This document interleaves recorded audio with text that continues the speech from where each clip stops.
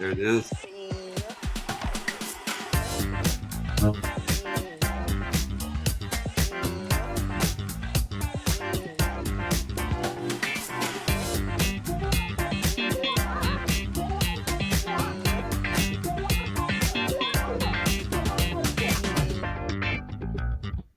Oh boy, I may have gone too far. you may have gone too far. May have gone too Welcome far. to It's a Wrap, episode number 4. I don't know if you can see that there. Episode 4 with John, Eaden, and David Novak. John is an actor, a writer, and a musician. David is an actor, a writer, and a musician. And we're broadcasters too. So here we are. Here we are. And we have an unofficial sponsor for today. Okay, cool. Unofficial sponsor today is Yard Guard. I want that. Yard Guard, Bird X Yard Guard. And this is a very interesting device if you are having problems with rodents of different kinds. Okay, it doesn't do mosquitoes, does it? I don't think it. Well, it says and more. But and more. Okay. It's electric pest repeller. Oh, I have one like that. I have one like it. Really? Yeah, it's safe and green, non-toxic. Mm-hmm. Who knew that sound waves were non-toxic? Mm-hmm. And it has powerful ultrasonic waves that detour pests. Oh, okay. Right there it says. And let's look at what it does. It gets rid of deer, which we have a lot of deer around here. We don't have a lot of those in Anaheim Hills, but yeah, no, but we have tons of them, and raccoons and squirrels. They are very large. Skunks, rabbits, mice. That's nice. But you know what? It doesn't. They don't have on there, which would have been first on my list, is birds. But it says right up here, Bird X. But there's no birds. But there's no birds in the list. I'm not exactly sure what that's all about and why the birds. It's Bird X. I have a question. So this just repels them. It doesn't kill them. No, it doesn't. It's nice. Okay. It's green. It's green. Okay, when I said I had one like that, I wasn't completely accurate. I had this other thing that actually it's for mice and rats, and it actually electrocutes them, and it works really well. I had one of those. I like your thing. You got to take the dead carcass out of the container. You shake it out. It's trash can. Yeah, I had one of those. Thanks. But this one just keeps them away, which it's so far. It does work on birds, but it was funny that it's not in the list. And when you go on to like Amazon, you go, I need bird control. This comes up, and it says Bird X right there on the top, but it doesn't. Not in the list. Okay. Not in the list. All right. Well, that makes a lot of sense. It's our unofficial sponsor, Yard Guard. It does do birds. Thank you. I don't know this. Yeah, I know. Thank you, Joe. Not sure why that is. Okay. All right. I got one too. Thank you. That's enough of that. Thank you. Folks, hold it down. We're trying to do a show here, all right? The studio audience is out of control. I know. I tell them, you can come in, you can sit here, here in the studio for free. Sure. Just be quiet, because they eat my sandwiches. And then, I know. I was like, what the heck is that? I'm not sure what that's all about. See, now they're laughing at us. Okay. All right, here's mine. I've got one. But, okay, I'm going to switch gears completely. This is going to be completely serious for about a minute, okay? Okay. You all ready? Okay. I'm serious. No, I really am serious. Okay. I have my serious face on. All right, as you know, and those that are watching, you may or may not know, but I also do another podcast, and it's called "It's All About Relationship," and it has to do with the Lord. And I'm serious now, and it's an encouragement show, and we have special guests on a lot. So we have authors, teachers, pastors, writers, directors, gosh, all kinds of people, and just me sometimes too. But yesterday on episode 117 of It's All About Relationship, I had an author by the name of Faith Draven. And this is her book. You can see it. That's it right there. So I'm promoting her book. It's called The Path of Becoming Whole from a Past of Being Broken. And there it is again. You can get it on Amazon. All right. It's a book, basically. Long story short, we did a 30-minute interview yesterday. It was awesome.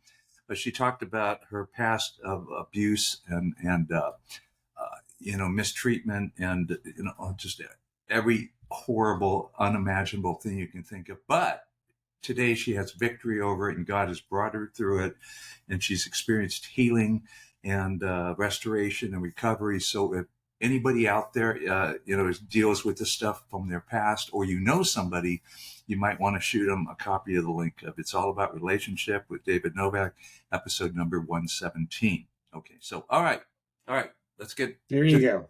Now, okay, a little serious for a minute. Now we're switching gears. What gear are we in now, John? We're in third gear. Third gear. Did you had you wanted to talk? Yes, you were going to talk about your Bears. I have been. I'm going to talk about the Bears. I've been watching the Bears. I've been watching. I have been watching. Still, I know I'm way behind, but it's very exciting. I'm going to tell you, this is the best way to watch. So on Peacock, they have the Tour de France on the Peacock. Well, I thought we were talking about the Bears. We are. Give me a minute already. Right, got to cover the sports continuum. And I've been watching, but I'm going to just put this out there. If you're going to watch it, watch that like Tour de France or something. They put it on there, and then there's no commercials, so you can watch it all the way through without the commercials. It goes a lot faster than the 8 hours or whatever, 6 hours that you may be on the road with the Peloton. But it's fun. It's been fun to watch. This is one problem I have with French television. It's a wrap. They do not know when to cut away. So they have nature breaks in the Tour de France because they're just riding bikes for 4 hours. They got to get off and they got to do the deed. So everybody takes a nature break at the same time? At some point, they're going to pull off to the side of the road and they're going to do the deed right there on the side of the road, and they unzip. And for whatever reason, not sure what it is, they can't break away. So you see the little guy stop. He's standing there. He's pulling the zipper down, and I'm like, you got 53 cameras inside the thing we don't need to see. And then at the very last second, they cut away. You're like, oh my gosh. So really funny moment. Really funny moment was the guy who's in the lead, and I'm sure he wins the whole thing. Nobody tell me because I don't want to know. But I'm sure he leads. Pogacar is on the side of the road, and he's taking this nature break. And of course, all of a sudden, more riders are coming down, and one rider's trying to pass the peloton on the right-hand side. Right? So he's coming up on the right-hand side, and there's Pogacar. He's on the side of the road doing his nature break, and all of a sudden, this rider comes zipping around the corner, and he sees him. So he takes the big dive. He gives up his body and bike for Pogacar to take his nature break. Crashes into a bush. I think another guy right behind him crashes into a bush, and Pogacar's standing there going, like, what the heck, dude? I'm here. I'm doing the thing. Can you not pay attention to a man? Leave him alone to do. So he's trying to do his deed. Are you kidding me with that? He's in the middle of the roadway. Oh my God, it was the funniest thing. Everybody was okay, but the fact that he sees. Any other time they probably would have crashed into each other, but here, he's doing his thing, and he's wearing a yellow jersey, so he's not hard to see. And the guy into the bushes, and then another guy into the bushes, and their bikes are rolling, and people are rolling, and Pogacar's like, "What the heck? What the heck? Can a guy not go to the bathroom in peace?" So that was pretty funny. Anyways, the Bears. So it's the Bears. I forgot all about the Bears. Jeez. Yeah, week 3, the Bears. So the first week, I was all excited. Oh, they won against Tennessee, which is, pretty fun because my brother-in-law, he likes Tennessee. Ed, my brother-in-law. the Yeah. Titans, and Right. I always will be and always have been a Bears fan, and so we beat them. Only game we've won so far. 2 more games, lost them. So they're 1 we're and right. 2. Yeah, no, they're 1 and 2. And so 1 I and was 2. thinking, So they have a new quarterback and everything. I thought they got some new guys out there. I thought, oh, this is going to be good. He's looking. No, it's a mess. It's a mess. I'm not sure he understands what colors his team is wearing on that particular day because he seems to keep throwing balls to the wrong guys. But Perfect. maybe he's got a couple things to learn. I'm not sure. But I was going, okay, well, this I'm used to with the Bears. Well, it's been they have a 16-game season, so they're 1 and 2. So I guess, theoretically they could end up going, 14 and 2 or something like that. Yeah, that could be good. That's what I'm hoping for. Yeah. All right. How about you Dodgers there? How are they doing? Okay, Dodgers, yes, sir. How's the Dodgers doing? We are at the end of the regular season almost. We've got 6 games left, and we have a 3-game lead for the division. Okay, and the team that's in second place are the Padres, as we like to call them, the Madres. But don't get mad at me if you're from San Diego. But sure. So anyway, the Dodgers have a 3-game lead. Way to alienate our audience. Yeah, I know. Just knocked off 20,000 people right there. But but San Diego's coming to town to play the Dodgers for 3 in a row. Okay, and they've got a 3-game lead. So if the Dodgers win 2 of the 3, they're going to clinch the division. Anything less than 3, it's going to come down to the final series of the season. There's only 6 games left, but the Dodgers are clinched for a playoff spot regardless of what happens. So the least I've been clinched for a while now. Since I had not some clinched, but clinched. That's a little different thought there. But is it? Yeah. Well, It's hard. I should drink more water, and I probably wouldn't be as clinched as I am right now. Clenched, exactly. So, but anyway, 6 games left, first place. All right, go Dodgers. I should have put my Dodger hat on, but I didn't. You should be proud.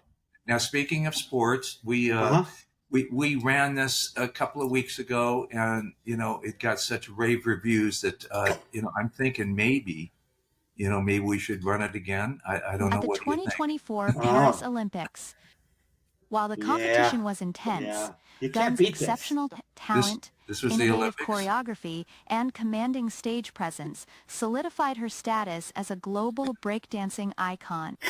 Beyond her athletic achievements, Gunn is a distinguished academic with a PhD in cultural studies and a successful career in academia. Her intellectual depth, coupled with her physical prowess, presents a unique and inspiring profile. Gunn's signature kangaroo hop and other groundbreaking moves have redefined the parameters of breakdancing, capturing the imagination of audiences worldwide. As a trailblazing representative of Australia, she has shattered stereotypes and elevated the perception of breaking as a dynamic and expressive art form.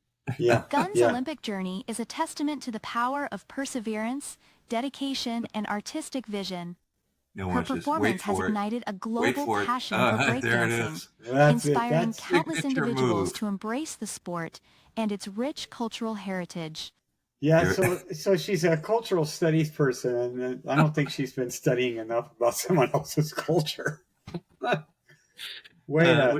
We had to run that again. I think I just thought it was funny. So. It's been very popular. Yeah. Holy cow. Okay, what else is going on here today? All right. So we are about life and love and stuff. So I don't know if life and love and stuff. Like you mean what is our subtitle there? There it is. 2 average guys with a view of love, life, faith, and movies. Yes, right. And I have 2 of those things today. Life. I'm not. Okay, go. I'm going to let you go. I'm not sure if anybody. Do you have dogs? I don't think you have dogs, do you? No. No, you don't have dogs. I have a dog that visits.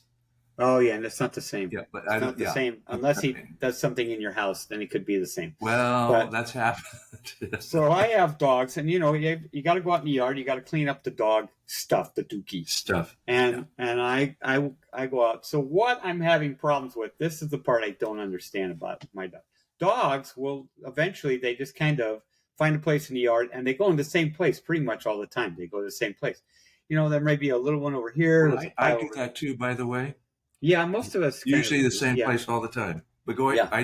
I digress. Go ahead. Yeah, and they do the same thing. So you figure, I'm gonna go over here. I'm gonna clean this guy's dookie. I'm gonna clean this guy's, and then while you're cleaning, all of a sudden you step in the stray dookie, one singular stray dookie that is just hidden. You don't see it. You think you got the whole yard almost cleaned up, and you have the stray dookie. And my question is, why? Why is there? What were you doing as a dog that was so important that you had to wait so long that you had to run to your spot to do your dookie? I think he had you in mind. I think that he knew you were going to step in it. I think it was planted. Maybe, but all I know is that I couldn't, because he hasn't done it since then. It's been a long, but one stray. I don't know if anybody else has had stray dookies that just show up, one singular poo nugget that is there in the dirt, and you step on it because you think you got it all. And worse is now you got to walk funny to the garden hose because you got to get it off of your shoe. Otherwise, you're going to trace it across everything else. And I'm thinking to myself, what was so important? What were you doing that was so important that all of a sudden you went, I have to go to the bathroom, and you run to where you always go, but you couldn't make it, so you drop the one dookie right there and continue on and then finish the rest of the load. That's one. Two, why don't just go where you're standing? It's not like you have to go in a particular place. Just go where you're standing and do the whole pile. See, they understand. Do the whole pile. There's no need to drop a singular dookie off in the distance someplace where you can't see it. It was very upsetting to me because it ruined everything. It made him, and you step, and all right. So that's my dookie issue. I just want to compliment you because today I think we've hit a new low, and you've taken us right there. And these are things that I would never think that we would have actually would discuss. So, but yeah, it is. I think I've just, it's concerning, and if anyone else has this problem, add dookies at the end. Dookies, it's life. It's part of life. Life and dookie. Love, faith, and movies, and dookies. And dookie. So. All right, we were going to do a review, right? Oh, yeah, review. I have a review. You have it. I did. I have the Chosen TV show. Have you seen that show yet? Yes. I love this TV show. I've seen it. I've watched all 3 episodes. Haven't seen season 4 yet, but I've seen all 3 episodes, or I'll see 3 seasons. And usually, what I do, because it takes them so long to get the next season out, is that I wait and then I start over again and watch the whole thing all the way through. And I'm going to confess something. You asked me if I've watched it. Yes, I have. Yeah. But I'm not all the seasons like you. Oh. I love that show. Mea culpa. I mean, it's like this is what. Watch one season. No, actually, I think we watched 2 seasons, but we haven't watched 3, and we're not 4. So anyway. Go ahead. Yeah, no. What I like is and I heard a lot of complaining and sniveling. There was some complaining about the fact that they go out a little outside of the bounds of the word, the Bible, right? And that they have put them in an actual life situation, and then they have these moments of life that are not in the Bible, and so they're supposing what may have happened or could have happened. And so there's all those character developments and things like just one of them is Matthew is on the spectrum, and he's a tax collector, and so he's on the spectrum. And then there's all these other little things, and then one that got everybody really upset was Mary had a relapse, almost had a relapse where where she has this moment where she's fighting over these her past.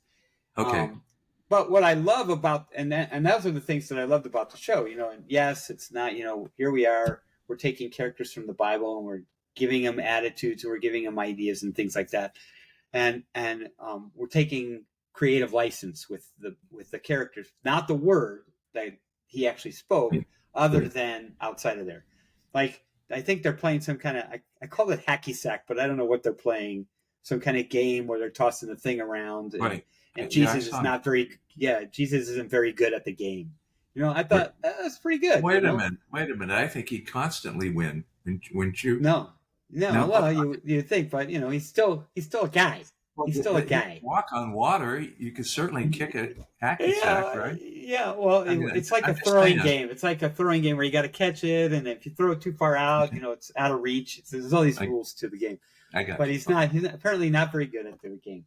But I was I thought my first thought was, we've seen a lot of movies about Jesus, a lot of movies about the apostles, a lot of movies and a lot of TV shows. But what's really cool about this is that you get a sense of, here's these guys, all these people involved, and you get this sense of they're really people. So now you can identify with them. People can identify with a certain character, a certain different person, and you can go along with these characters, and as they're dealing with these issues in their lives, and you go, that like the fact that Simon or Peter is married. And the question I always have when you're reading the work is like, he's off running around with Jesus. What's his wife thinking this whole time? What's their family life like? No, you're right. That's true. I mean, I don't know if any of the other apostles ever get married or are married, but we know for sure he was, because he goes to his house and he heals his mother-in-law. Mm-hmm. So we know that is a thing. So, he brings those kind of things, those dynamics up, and they talk about them. And I really appreciated that, because you start to get a sense of, these guys are guys. And if you're reading the Bible, you can tell there's how many times does he get indignant or upset with them, because they just he's like, come on, how many times have we talked about this? Exactly. But here, you can see them, and it's really, it does bring these people to life in a real way. It brings Jesus to life, letting you remember that he's man, he's God made man, he's Jesus, but he's a man. He's got these manly frailties of love and caring about people and crying and being worried and but he doesn't sin in that process, and he turns every time. He always goes back to his father. He always does that thing. And so you learn from him as he's walking the life of a man, and then you learn from all these characters that are walking with him and seeing what they might have dealt with in this process. And you're like, this is pretty cool. So as you're reading, it brings all these characters to life. And even if, whether it's real or not real, you don't know, who cares? But it doesn't change the word. But what it does do is it goes, even these guys were guys. They weren't superhuman. They were just like me. So when God says, I have a thing for you, this is my job I have for you, like I had for Peter, like I had for Matthew, like I have for all these guys. This is my job I have for you. And I'm like, I can't do this. But you start to, when you see it on the screen and you're like walking through those moments, you go, they can do it. I can do it, know? And great things are like I mean, they haven't done this yet, but I can't wait to see what happens is, Peter is this stronghold of this team. And he does have this moment here where he really gets mad at Jesus at one point. But later on, we know that he loses faith completely. He denies Christ 3 times. Right. And you're like, here's this guy who is a rock in the center of his ministry, who and says just before he does it, I would die for you, and then chickens out. Yeah, exactly. And it really does, when you think about that, when you've read that already in the Bible, and you're looking at these characters, and you go, see, now I can believe how they can fail, how they could have fallen, but how Jesus loved them and us and everybody, So I really love the way the show brings to life those characters and sometimes when we read the Bible, sometimes we just read it through and we don't think about the context. We don't think about the surroundings of where they were, the time frame. We don't, we don't feel the dirt under our feet. We don't see the wind blowing. We don't see the hills. I mean, we just read it, and so what you're saying, I mean, that's helps meditate the word basically. And that's kind of what we're supposed to do when we're reading the word, is to put yourself in the position of the circumstance and everything that's going on to get a deeper appreciation and feel for it. And Chosen does really well at helping you to develop that a bit, I think. And it also reminds you of, you forget about that the political, all the political climate at that time, and even the fact that they're waiting for that political messiah.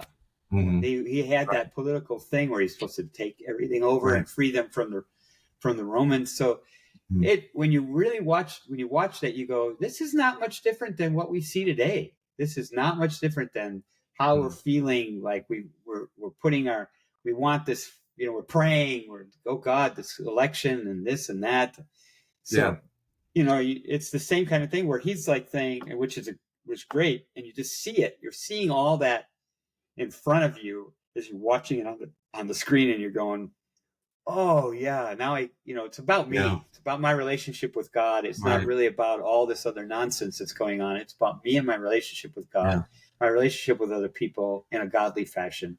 And that's going to change the world. And that's what he's saying. And you see it there in front of you. You see the Roman soldiers, you see the abuse, you see all this stuff, and you go, oh yeah. So they had it rough too. And just because we're 2,000 plus years in the future, nothing's changed. People haven't changed. Just the way they treat each other, what they have in their hands changed. That's all. Exactly. But people haven't changed. Shout out to Dallas Jenkins, I think. Dallas Jenkins. And Jonathan Romy. Yeah, Dallas he's the director, producer, and the writer. And one of the writers, yeah. And Jonathan plays Jesus. Beverly Holloway does the casting on that. Mm-hmm. Mm-hmm. She does an excellent job. Brilliant job. The people are brilliant. They even casted someone who's actually handicapped, and he's got a leg problem or hip problem or something. But Dallas was talking about that and said that he loved the way he portrayed the character and didn't want to not have him in the group because he was handicapped. And they actually deal with it in one of the episodes. Oh wow! His handicap and did not know that. And which is it's a great scene between him and Jesus, and and I applaud them. Beverly and Dallas for going that route and taking him and then actually addressing it, and I think it was so brilliantly done, and he's I can't remember the actor's name. Darn it, I wish I could, because he deserves kudos. But cast is great. It's a great show. I recommend it highly. And so even John, if you're not a believer out there, it's the official recommendation of It's a Wrap to watch. Yeah, watch Chosen season 1 through 4. Official recommendation. And I don't know if we've officially recommended anything. So that's definitely one thing. I'm going to recommend one more thing, and this is not a review. It's just a little personal thing here. But if you haven't already voted, he's talking politics. Yeah. But I'm not going to really talk politics. I'm just going to say vote, whether you're a Democrat, a Republican, independent, or whatever else there could possibly be. Make sure you vote this year, because it's a huge election, and just to I don't want to get into it too much, but just vote based on policies and track record and things like that. Don't just vote on personalities, because if you do, the other stuff is more tangible, and that's what's going to take care of our nation. So policies and track record, things like that, not just personalities. But make sure whoever you're voting for, that you do vote. Okay. So anything else before we call it a wrap? I don't think so. I think we've hit some stuff there. We've done some damage to the situation. Yeah. Because we talked dookies. I mean, I never thought we would do talk the show, but that's because you don't have a dog. Just wait till you have a dog and you have to clean his dookie up out of the backyard. You will know. Oh, I hear the music. All right, it's a wrap. Episode number 4 with John and David. Here we are. Yeehaw, baby.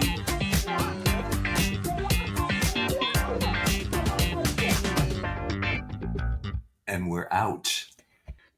Out of there. History. That's it. That's all we need to do. That's all we need. Okay, I think it went okay. Yeah.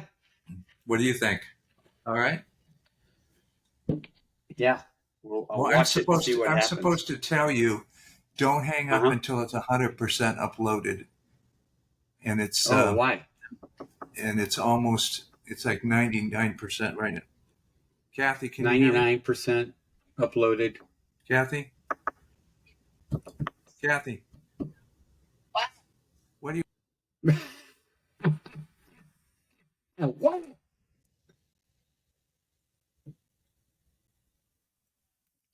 Hi, Kathy.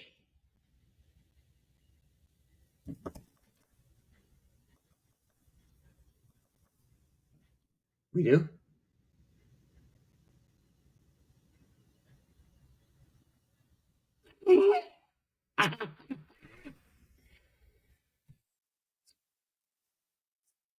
She wants you to take the stew meat out of the freezer.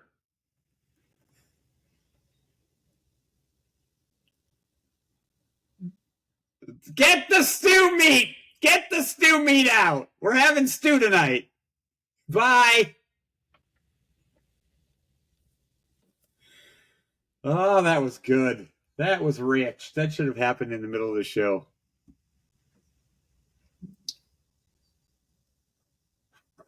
All right.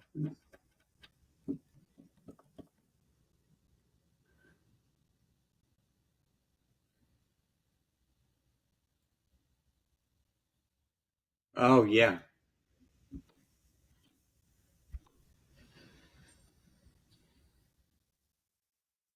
Yeah, I don't know how to put it on Instagram, and I get all confused with that stuff. I just don't understand it. I don't understand it.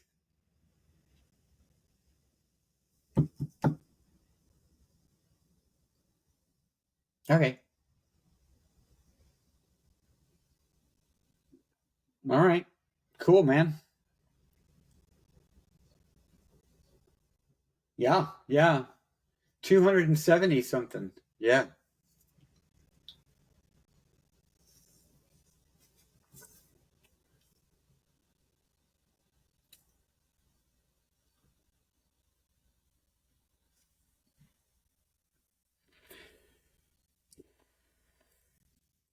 Yeah, I don't know. They have tutorials. Maybe the tutorial tells you. I'm not sure.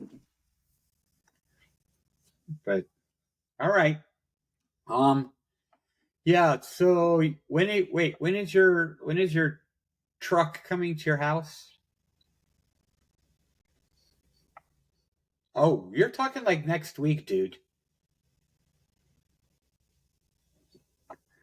Yeah.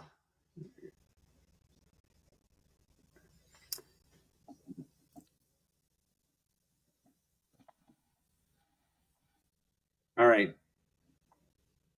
Yeah, you need to get going. You need to get packing.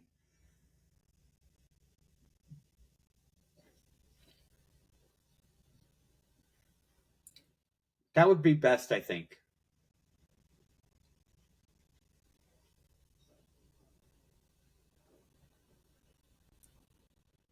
Well, you don't have a laptop, do you? Yeah, because I don't know if you need to get all that big, but okay, I'll wait. Just let me know.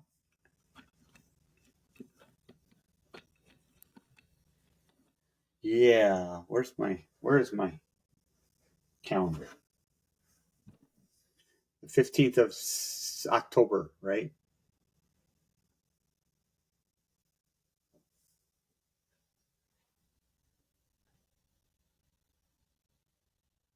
Okay. Yeah, just let me know. Just actually just let me know, and then we'll make a plan. It should be good though, because be good.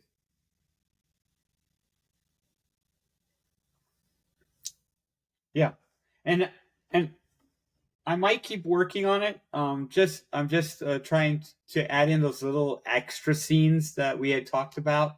And there's like a list of them I wrote down that we had talked about, and so I'll try adding those in. And then I'll just polo you what I'm doing, and then I'll send you. You know what I'll do? I'll send you PDFs of the scripts, and then when we get back together, we can put it all like we did just this last time. Does that make sense? So you run it, and then we get an older version, and then we'll transfer it over from there. But I'll send you PDFs, and then I'll tell you what I added in. You can tell me. Yeah. All right. Talk to you later. All right. You too. Bye. Yeah, man.